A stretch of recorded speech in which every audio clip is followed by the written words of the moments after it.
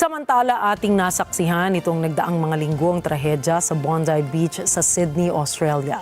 Nabalot ng takot at pangamba ang lahat, ngunit umusbong rin ang kabayanihan at katapangan. Babalikan sa mga detalye si Emmy Kapili Taruha.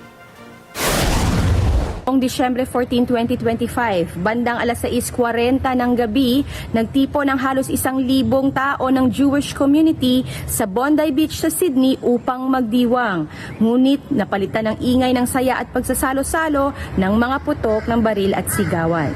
Ito ay matapos magpaulan ng bala ang dalawang armadong lalaki.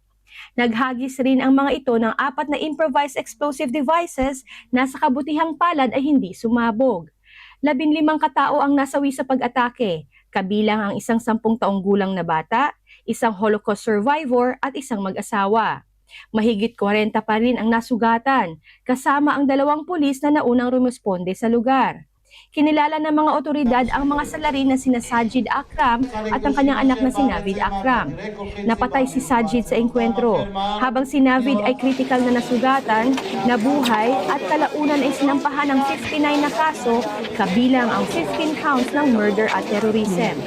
Ayon sa investigasyon, inspirasyon ng mga sospek ang Islamic State ideology sa pag-atake at matagal umanong pinagplanuhan ang krimen. Ngunit sa gitna ng takot at kaguluhan, may mga bayani ring umusbong.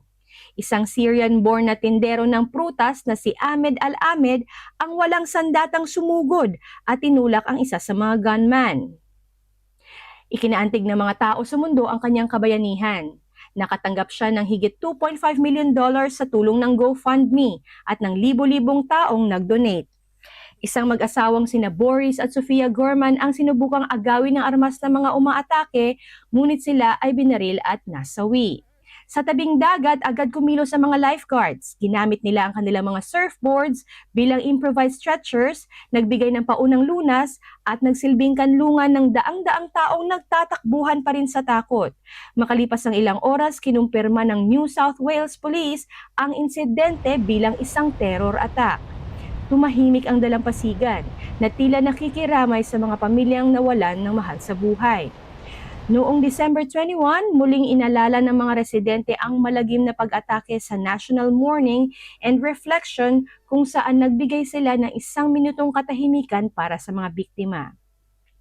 Bilang tugon, pinabilis ng pamahalaan ng Australia ang mas mahigpit na batas sa mga firearms at bagong hate speech legislation. Sa ngayon, muling bukas ang Bondi Beach. Patuloy ang alon, patuloy ang sikat ng araw, ngunit ang alaala ng gabing yun ay mananatili sa puso ng bansa. Isang paalala na kahit sa mga lugar ng kapayapaan, maaaring sumiklab ang karahasan. At sa pinakamadilim na sandali, ang tapang at pagkakaisa ng tao ang tunay na liwanag. Emmy Kapili Taruha, Net25 Australia, para sa mata ng Agila International. Trusted, connected, on point.